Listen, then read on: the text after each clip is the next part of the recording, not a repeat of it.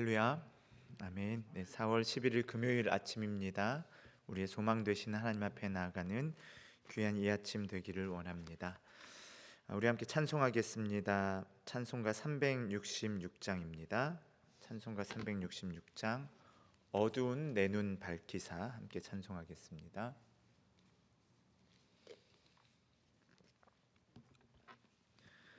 찬송가 366장 어두운 내 눈 밝히사.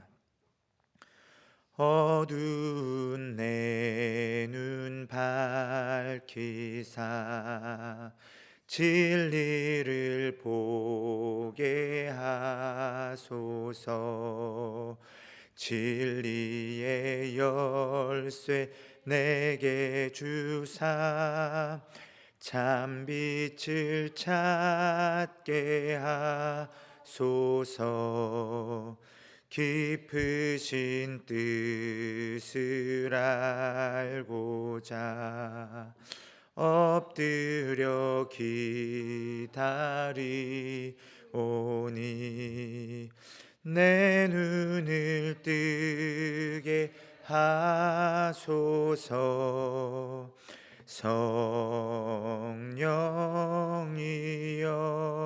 성령이여 막혀진 내 귀 여시사 주님의 귀한 음성을 이 귀로 밝히 들을 때에 내 기쁨 한량 없겠네. 깊으신 뜻을 알고자 엎드려 기다리오니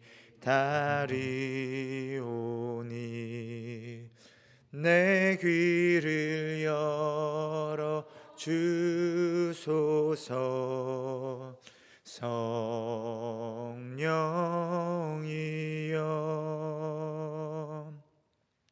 봉해진 내 입 여시사 복음을 널리 전하고 차가운 내 맘 녹여주사 사랑을 하게 하소서. 깊으신 뜻을 알고자 엎드려 기다리오니 내 입을 열어 주소서.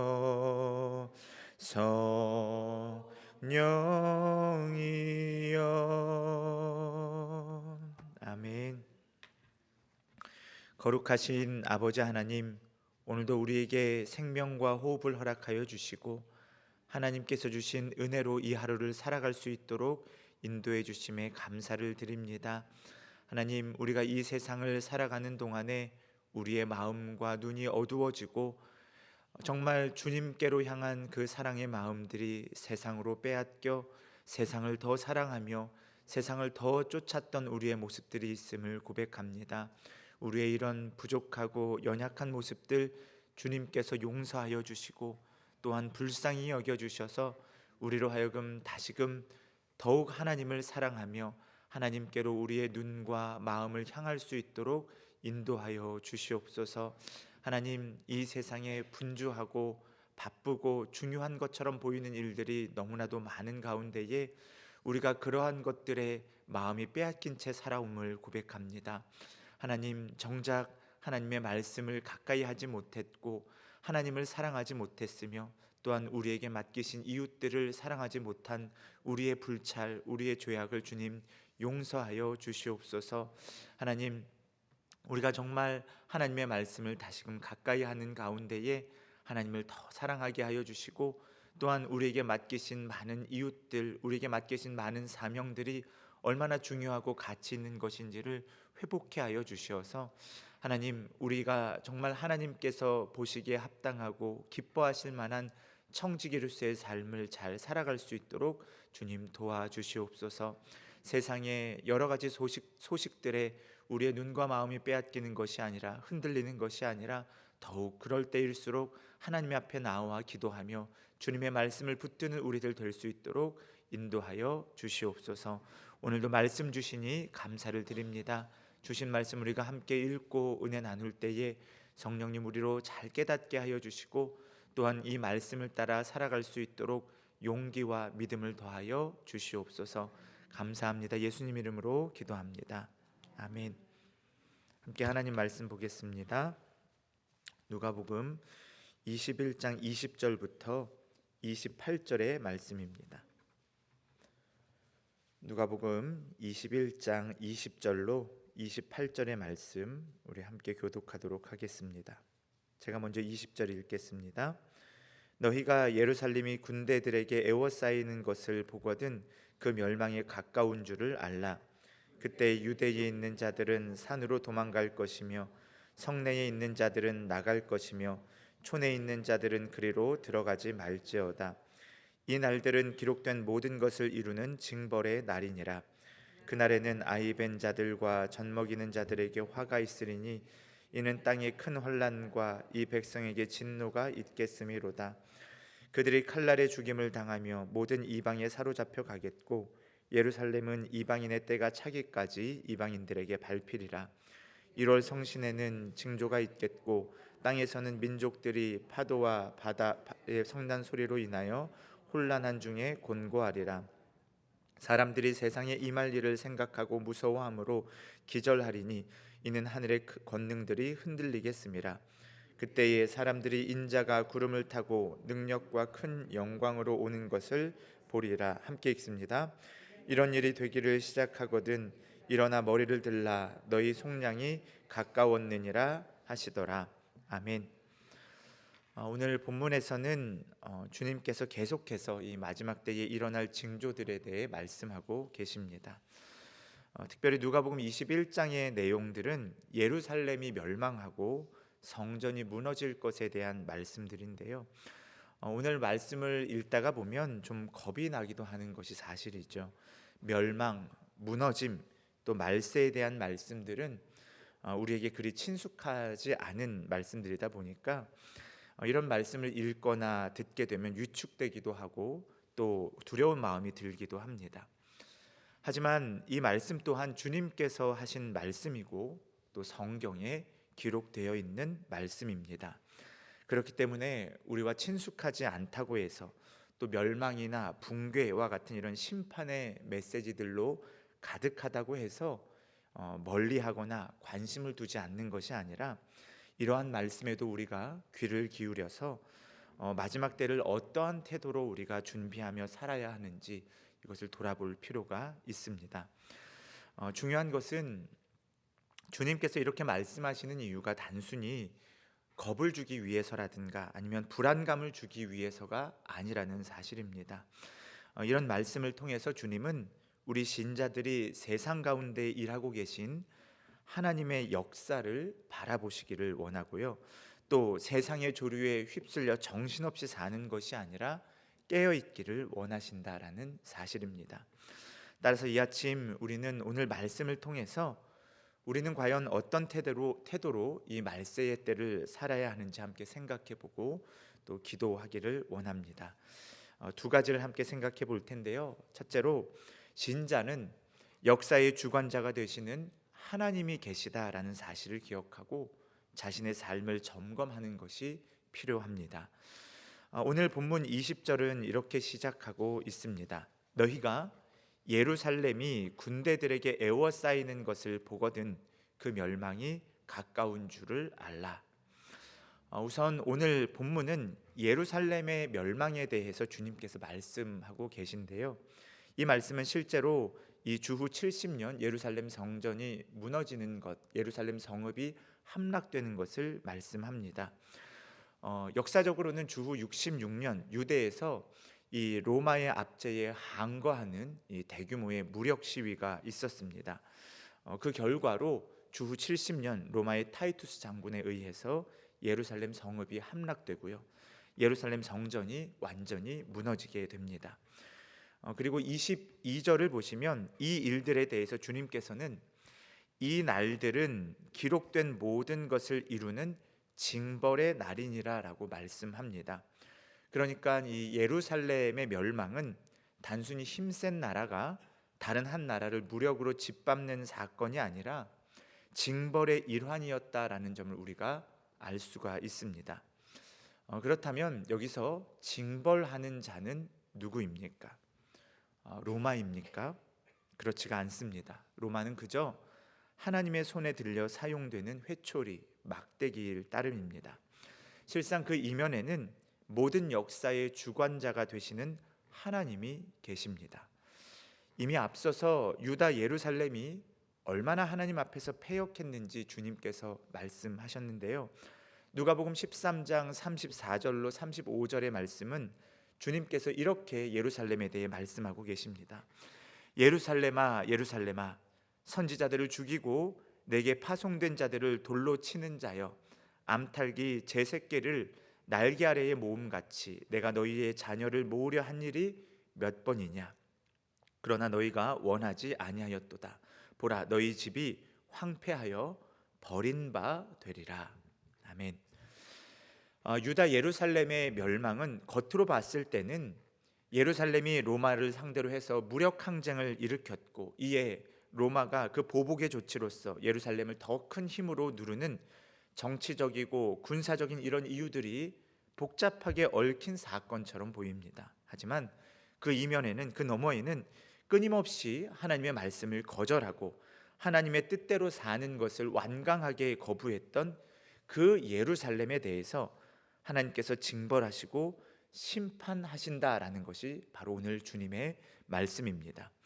예루살렘의 멸망은 하나님을 대적하고 거절한 자들에 대한 하나님의 심판인 셈입니다.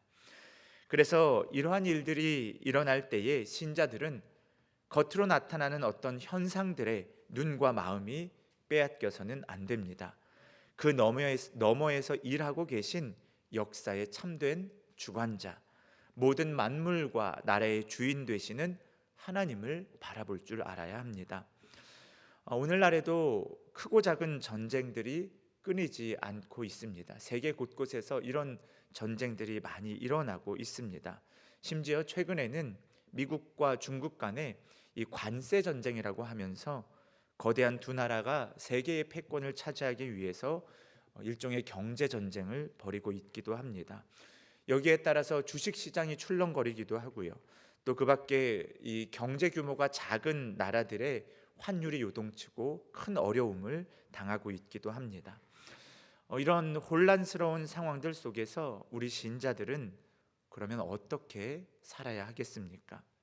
역사의 주인 되시는 하나님을 기억하며 우리의 삶의 방향이 지금 과연 어디를 향하고 있는지를 점검하고 돌아보아야 합니다.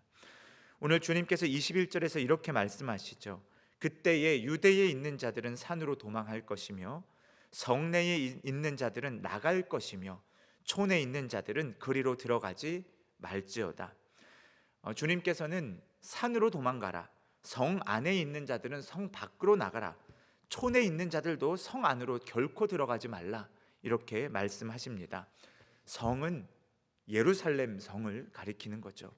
예루살렘 성은 어떤 곳입니까? 첫째로 이 예루살렘 성은 하나님을 거절하고 대적하는 문화가 가득한 곳입니다. 둘째로 이 예루살렘 성은 그렇게 하나님을 거절하고 대적했기 때문에 하나님의 징벌, 하나님의 심판이 예비되어 있는 곳입니다. 따라서 이런 것들을 통해서 볼 때에 당시 예루살렘 성은 마치 오늘날 하나님을 거절하고 대적하며 하나님의 말씀을 무시하는 것으로 가득 찬 세상, 곧 우리가 살아가는 세상과 크게 다르지 않습니다. 뿐만 아니라 성경은 우리가 살아가는 이 세상 또한 반드시 하나님의 심판 앞에 놓이게 될 것을 말씀하십니다. 그러므로 우리는 오늘 주님의 말씀에 귀를 기울여야 합니다. 하나님을 거절하고 대적하는 것으로 가득 찬 예루살렘, 그 예루살렘에 예비된 심판을 기억하며 너희의 걸음을 예루살렘으로 향하지 말라라는 주님의 말씀을 따라 우리의 삶의 방향, 우리의 걸어가는 그 인생의 걸음이 지금 어디를 향하고 있는지를 돌아보아야 하는 것이죠. 심판이 예비된 그 예루살렘으로 우리의 소망을 두어서는 안 되는 것입니다. 우리의 걸음이 그곳을 향해서 나아가서는 안 되는 것입니다. 우리가 향해야 할 걸음은 하나님의 말씀을 무시하고 죄로 관영한 그 세상이 아니라 돌아오라 말씀하시며 또 너른 품으로 우리를 안겨주시는 하나님 아버지께로 향해야 하는 것입니다. 우리의 중심, 삶의 방식과 방향을 주님께로 돌이켜야 하는 것입니다. 이러한 은혜가 있으시기를 주님의 이름으로 축복합니다.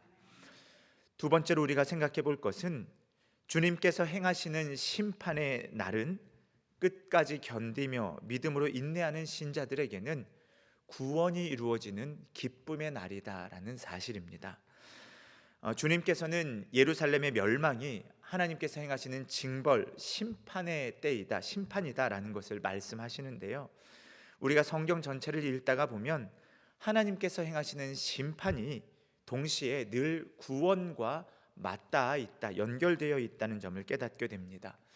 26절을 보시면 이 심판의 때에 대해서 사람들이 세상에 임할 일을 생각하고 무서워함으로 기절하리니 이는 하늘의 권능들이 흔들리겠음이라 라고 말씀합니다. 하나님께서 행하시는 이 징벌적인 심판이 얼마나 매섭고 맹렬한지를 잘 보여주는 말씀입니다. 그런데 놀라운 사실은 이 징벌적인 심판, 이 매서운 심판이 그저 무섭고 두려운 것이 전부가 아니라는 사실이죠. 우리 신자들에게 있어서 이 심판의 때는 우리 주님께서 믿는 자들을 속량하시고 구원을 완성하시는 때라는 점을 주님께서 동시에 말씀하고 계십니다. 오늘 본문 27절과 28절의 말씀입니다. 그때에 사람들이 인자가 구름을 타고 능력과 큰 권능으로 오는 것을 보리라. 이런 일이 되기를 시작하거든 일어나 머리를 들라. 너희 속량이 가까웠느니라 하시더라. 아멘. 여기서 27절 인자가 구름을 타고 능력과 큰 영광으로 오는 것을 보리라 라는 이 말씀은요, 주님의 강림, 주님의 재림의 때를 가리키는 가장 대표적인 표현인데요. 특별히 이 말씀은 우리가 잘 알고 있는 다니엘서 7장 13절로 14절의 말씀을 반영하고 있습니다. 다니엘서 7장 13절로 14절의 말씀을 제가 읽어드리겠습니다.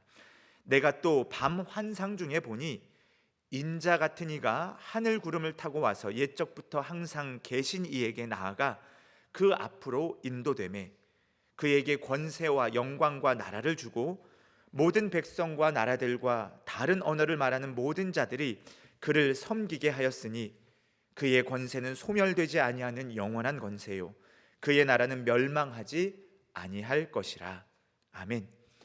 여기 다니엘서 7장 13, 14절을 보시면요, 인자 같은 이가 하늘 구름을 타고 와서 옛적부터 항상 계신 이에게 나아가 그 앞으로 인도된다 말씀합니다. 하늘 구름을 타고 오시는 분은 바로 성자 예수 그리스도를 가리킵니다. 또 옛적부터 항상 계신 이는 성부 하나님을 가리킵니다. 그리고 이 말씀에서 보여주는 분명한 메시지가 무엇입니까? 성부 하나님께서 하늘 구름을 타고 오시는 인자 곧 예수 그리스도께 모든 권세와 영광과 나라를 주시며 또 민족과 열방이 그 인자 예수 그리스도를 경배하도록 하신다라는 말씀입니다. 그래서 하나님께서 예수 그리스도께 주시는 권세는 영원한 권세며 또 그리스도의 나라가 영원할 것이다 말씀합니다.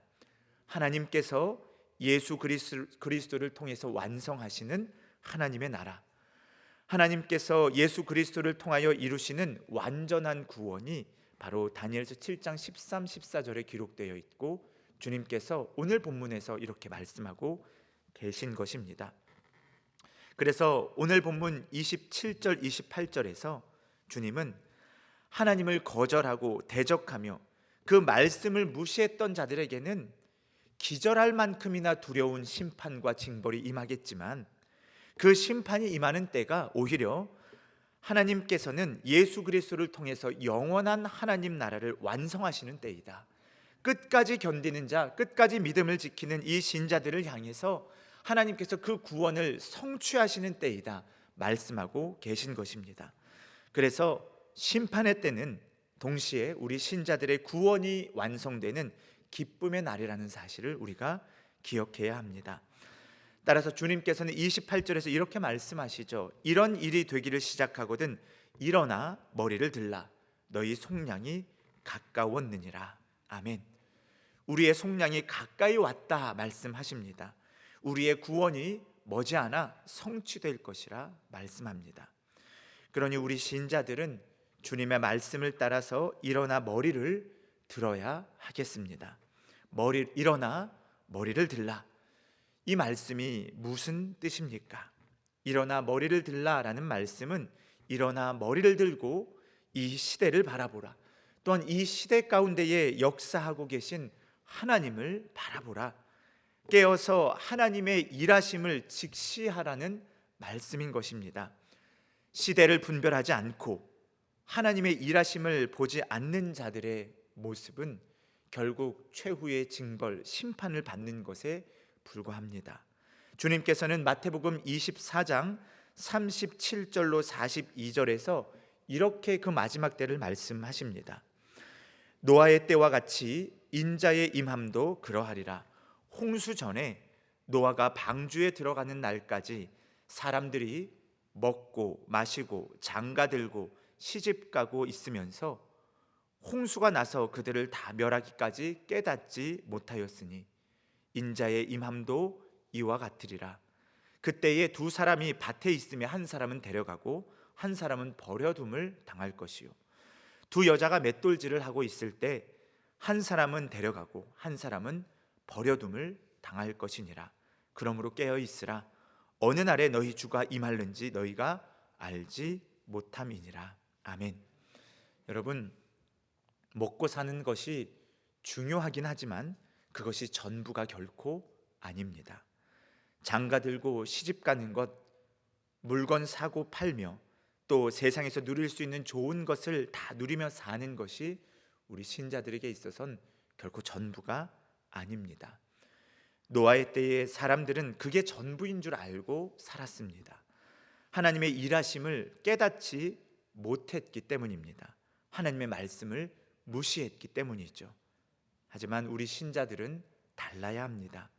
그날이 이르면 하나님의 징벌적인 심판과 함께 하나님의 구원이 완성되게 될 터인데 버려둠을 당하는 사람이 있는가 하면 주님께서 데려가는 자가 있다 말씀하십니다. 그러니 우리 신자들의 삶이 어떠해야 하겠습니까? 이 땅의 것에 소망을 둔 채로 그것이 전부인 양 사는 것이 아니라 정말 다시 오실 주님을 대망하며 열망하며 간절히 기다리면서 마음이 둔하여지지 않도록 깨어 있어야 하는 것입니다. 일어나 머리를 들고 우리를 속량하실 예수 그리스도를 맞이할 준비를 해야 하는 것입니다. 사랑하는 성도 여러분, 오늘 우리는 주님께서 말씀하신 예루살렘의 멸망과 주님의 강림의 때에 대한 말씀을 살펴보았습니다. 이를 통해서 두 가지를 함께 생각해 보았죠. 신자는 역사의 주관자가 되시는 하나님이 계시다라는 사실을 기억하고 자기의 삶을 돌아보아 점검해야 한다는 것이고요. 또한 주님께서 행하시는 이 심판의 날은 심판, 징벌적인 심판이기도 하지만 반면에 끝까지 견디며 믿음으로 사는 신자들에게는 구원이 이루어지는 기쁨의 날이라는 사실, 그래서 우리가 일어나 머리를 들고 다시 오실 주님을 기다리며 기뻐해야 한다는 사실을 말씀했습니다. 우리 가운데에 이러한 삶에 대한 태도와 우리의 걸음을 점검하는 시간이 있기를 원합니다. 뿐만 아니라 다시 오실 주님을 기다리며 우리가 끝까지 인내하며 먹고 사는 것이 전부가 아닌 인생, 주님의 재림의 때를 기다리며 하나님께서 이루실 온전한 구원을 기뻐하며 기다리는 우리 모두가 되시기를 주님의 이름으로 축복합니다. 우리 몇 가지 기도 제목 나누고 함께 기도하도록 하겠습니다. 오늘 말씀을 기억하며 기도할 때에 역사의 주관자 되시는 하나님을 바라보게 하여 주시고 우리의 삶의 방향, 걸음을 점검하기를 원합니다. 주님께서 완성하실 그 구원의 날 하나님 나라를 기대하는 우리 모두가 될 수 있도록 함께 기도합시다. 두 번째로 우리 교회 기도 노트를 따라 기도할 때에 우리를 향한 하나님의 사랑을 깨닫기를 원합니다. 주님의 선하신 뜻과 계획을 신뢰하게 하시며 주님의 인도하심을 따라 감사하며 살아가게 하옵소서. 함께 기도합시다. 오늘 하루도 주님과 동행하는 복된 하루 되시기를 우리 주 예수님의 이름으로 축복합니다.